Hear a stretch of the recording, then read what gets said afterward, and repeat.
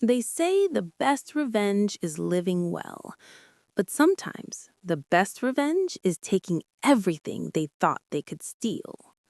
My name is Sophie Caldwell, and this is how my boss tried to steal my invention and how I took the company with me. If you were in my shoes, would you have walked away or fought for what was yours? When I first joined Vertex Dynamics, I was just another software engineer with big dreams and a bigger work ethic. The company was a rising star in the tech world, sleek offices, endless coffee, and a culture that worshipped innovation. I loved the energy, the late night brainstorming sessions, and the feeling that we were building something that could change the world. But what really set me apart was my side project, a revolutionary AI platform I'd been developing for years. It started as a passion project in my college dorm, but as I refined the code and added new features, I realized it could disrupt the entire industry.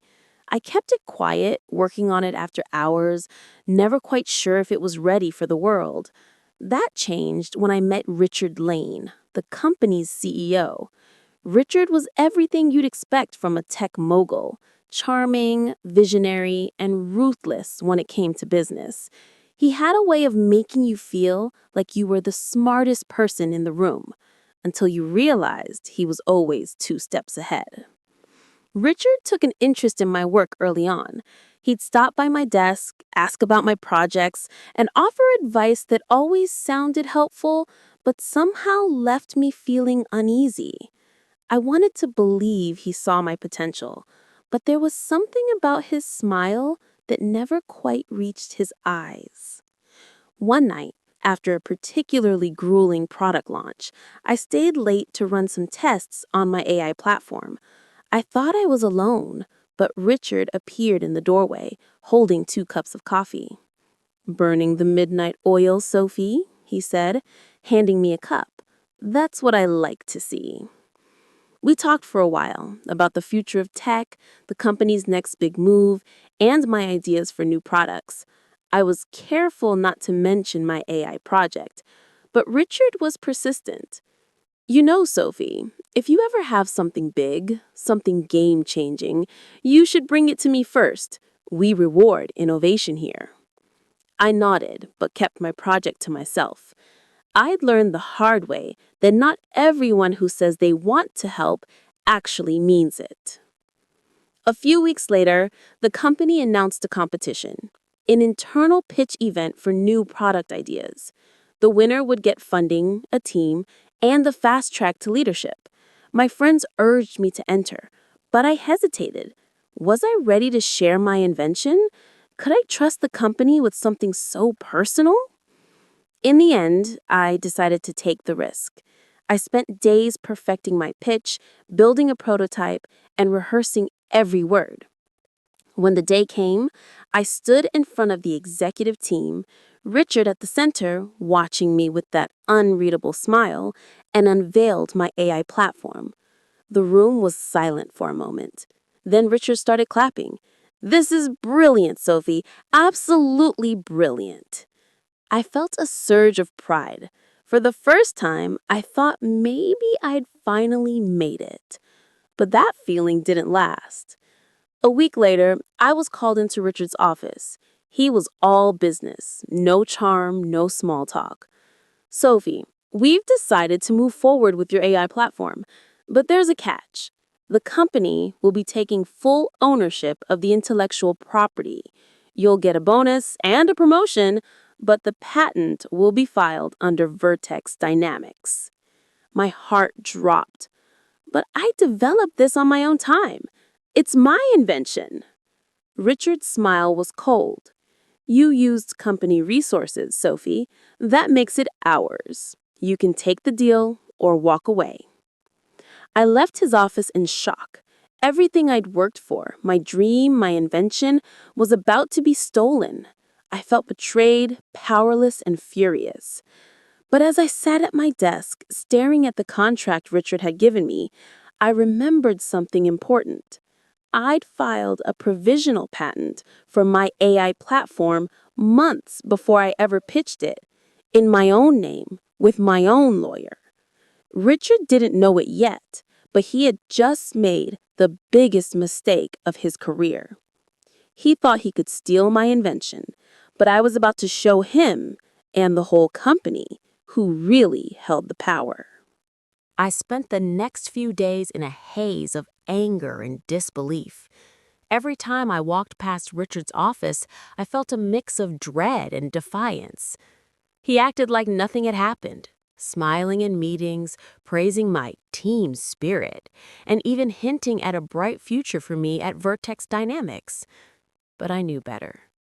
I'd seen the contract, the fine print, the way he'd tried to corner me into giving up everything I'd built. I didn't sign. Instead, I took the contract to my lawyer, Maya Patel, the same one who'd helped me file my provisional patent. Maya read it, her brow furrowing deeper with every page. "He's trying to bully you, Sophie, but you have the upper hand. Your patent is filed in your name, and you have documentation showing you developed the core code before joining Vertex. If they try to claim it, we can fight back." It was a relief, but also terrifying. I was up against a powerful CEO and a company with deep pockets. If Richard wanted to play dirty, he could make my life miserable, but I wasn't about to let him win. Meanwhile, the office buzzed with rumors. People whispered about the next big thing Vertex was about to launch. Richard started holding secret meetings, locking himself in conference rooms with the legal team. I kept my head down, working on other projects, but I could feel the tension building. One afternoon, I got an email from HR. "Please see us regarding your employment status." My heart raced. Was I about to be fired? Sued? I walked into the HR office, trying to look calm. Richard was there, along with the head of HR. He slid a new contract across the table. "We're giving you one last chance, Sophie. Sign over the rights and you'll get a generous severance package. Refuse, and we'll have to terminate your employment for breach of trust." I looked him in the eye. "I'm not signing. And if you try to use my invention, I'll take legal action." Richard's mask slipped for a moment, just long enough for me to see the anger underneath. But he recovered quickly. "You're making a mistake." I left the office, my hands shaking. I knew I was risking everything: my job, my reputation, maybe even my career in tech. But I knew I was right. That night, I called Maya. "What do I do now?" She was calm, reassuring. "We wait. If they try to launch your AI platform, we'll file an injunction. You have the patent, the documentation, and the law on your side." The next week was torture. I went to work every day, pretending nothing was wrong, while Richard and his team scrambled to find a way around my patent. I heard whispers that they were trying to rewrite the code, but it was no use. The core algorithm was mine, and I had the proof. Then, one morning, everything changed. Vertex Dynamics announced a major press conference. Richard was going to unveil the company's revolutionary new AI platform. My platform. I watched from the back of the room as Richard took the stage, all smiles and bravado. He talked about innovation, about the future, about how Vertex was leading the industry. Then, he introduced the AI platform, my platform, without a single mention of my name. I felt a surge of anger, but also a strange sense of calm. I knew what I had to do. As soon as the press conference ended, I called Maya. "It's time." She filed an emergency injunction backed by all the documentation we'd gathered. Within hours, Vertex's legal team was scrambling. The news broke fast. Tech giant faces lawsuit over stolen AI patent. Reporters started calling, Investors started asking questions, and the company's stock price began to wobble. Richard called me into his office, furious. "What do you think you're doing?" I stood my ground. "I'm protecting what's mine, Richard. You tried to steal my invention. Now the world knows the truth." He threatened, he pleaded, he even tried to offer me a bigger payout. But it was too late. The story had gone public, and there was no putting the genie back in the bottle. For the first time, I saw real fear in Richard's eyes.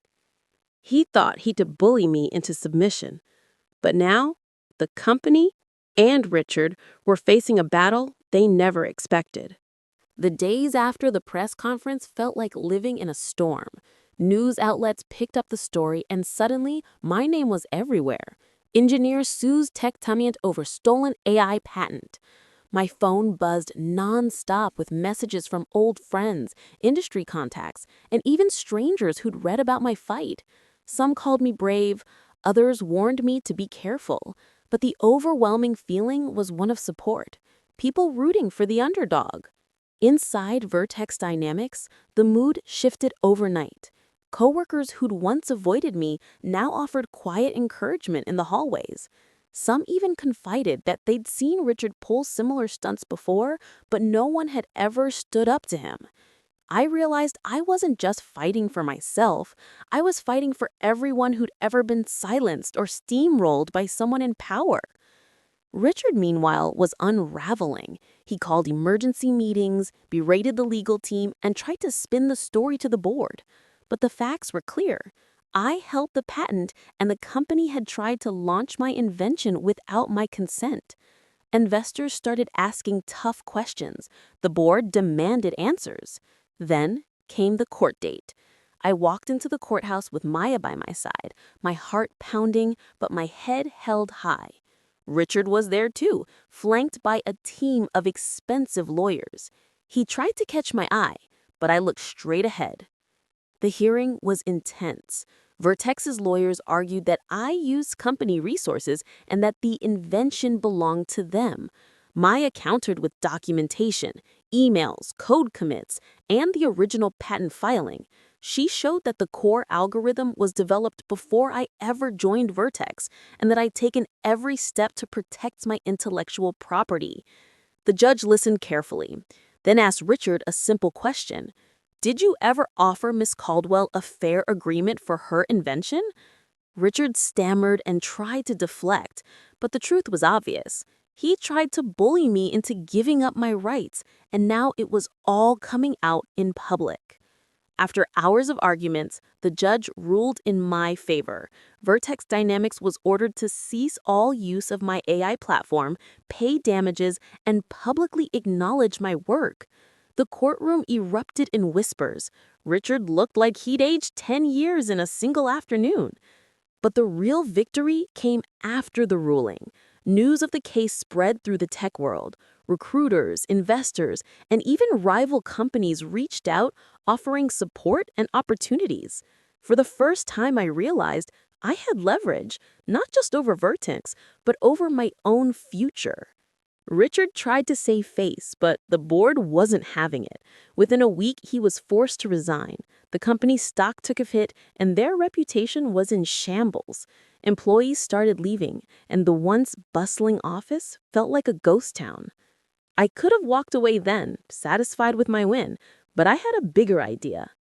I reached out to a few of the best engineers and designers I'd worked with at Vertex, people who'd been overlooked, undervalued, or pushed aside by Richard's ego. Together, we started brainstorming. What if we built something new? A company that valued innovation, integrity, and real teamwork? The response was overwhelming. Within a month, we'd formed a new startup called Caldwell Innovations with my AI platform at its core. Investors lined up, eager to back a team with a proven track record and a story that had captured the industry's imagination. The first day in our new office, I looked around at my team, people who believed in me, who believed in each other, and felt a sense of pride I'd never known before. But the story wasn't over yet. As Caldwell Innovations prepared to launch our first product, I got a message from an old contact at Vertex. The company was struggling, and the board wanted to talk. Richard was gone, but now the company that tried to steal my invention needed my help. The tables had truly turned, and I was holding all the cards. The message from Vertex's board was short and to the point. We'd like to discuss a potential partnership or acquisition of Caldwell Innovations. I stared at the email, a mix of disbelief and satisfaction washing over me. The same company that tried to steal my invention was now coming to me, hat in hand, asking for help. I gathered my team for a meeting. Vertex wants to talk, I said, watching their faces light up with a mix of excitement and wariness. But this time, we set the terms. We prepared for the meeting like it was a championship game. Maya, my lawyer, reviewed every contract and clause. My engineers polished our demo until it was flawless. We rehearsed our pitch, making sure we highlighted not just the technology, but the culture and values that set us apart. The day of the meeting, I walked into Vertex's boardroom with my head held high. The room was filled with familiar faces, some embarrassed, some hopeful, all aware of the power shift. The interim CEO, a woman named Linda Park, greeted me with a firm handshake. "Thank you for coming, Sophie. We know things ended badly before, but we believe there's a way forward that benefits everyone." I listened to their case. Vertex was struggling to recover from the scandal. Their clients were nervous, their investors restless. They needed innovation, credibility, and a fresh start. In short, they needed what Caldwell Innovations had built. I let them talk, then laid out my terms. If we're going to work together, it's on my conditions. Caldwell Innovations retains full control of our technology. Any partnership is a true collaboration. No more power plays, no more stolen credit. And I want guarantees from my team: fair compensation, creative freedom, and a seat at the table for every major decision. Linda nodded, clearly impressed. "You drive a hard bargain, Sophie, but I think we can make this work." We negotiated for hours, hammering out every detail. In the end, we agreed on a strategic partnership. Caldwell Innovations would lead the development of new AI products, with Vertex providing resources and market access. My team would stay independent, but we'd have the backing of a major player. The news made headlines. Engineer who sued tech giant now leads industry-changing partnership.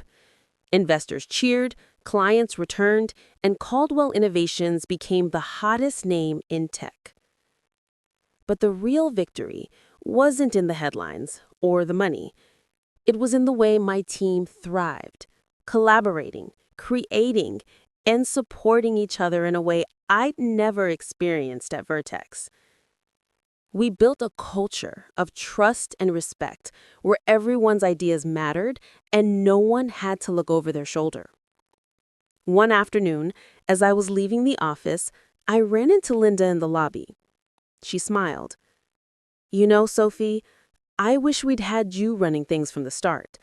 Maybe we wouldn't have lost so much talent." I smiled back. Sometimes you have to lose everything to realize what really matters. As Caldwell Innovations continued to grow, I made a point to mentor young engineers, especially women and underrepresented voices in tech. I wanted them to know that they didn't have to accept less, that they could fight for their ideas and win. And as for Richard, last I heard, he was consulting for a small startup far from the spotlight he once craved. I didn't waste time thinking about him. My focus was on the future, on building something real, something lasting, something that couldn't be stolen. But every now and then, when I walked past the old Vertex building, I couldn't help but smile. I'd turned the tables, rewritten the rules, and proved that the real power belongs to those who dare to stand up for themselves. I'd won the battle, but the real victory was building a company and a life on my own terms. But there was still one last lesson I wanted to share with anyone who's ever been underestimated or betrayed. Looking back, I sometimes wonder what would have happened if I just signed that contract, handed over my invention, and let Richard take the credit. Maybe I would have gotten a promotion, a bonus, or a line on my resume. But I would have lost so much more. My confidence, my integrity, and the belief that I could build something truly my own. Standing up for myself wasn't easy. There were nights I doubted everything, days when the pressure felt unbearable, and moments when I wondered if I was making a huge mistake. But every time I thought about giving in, I remembered why I started. I wanted to create something that mattered, and I wanted to do it on my own terms. The journey wasn't just about patents and boardrooms. It was about finding my voice, trusting my instincts, and refusing to let anyone else define my worth. I learned that real power doesn't come from a title or a corner office. It comes from knowing who you are and standing up for what you believe in, even when it's hard. Caldwell Innovations became more than just a company. It became a symbol, a place where ideas were protected, where teamwork mattered, and where no one had to fear having their work stolen. We celebrated every win, learned from every setback, and built a culture that valued people over politics. I started getting messages from people all over the world, engineers, designers, students, who'd read about my story and felt inspired to fight for their own ideas.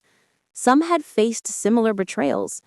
Others just needed to know it was possible to win, even when the odds seemed stacked against them.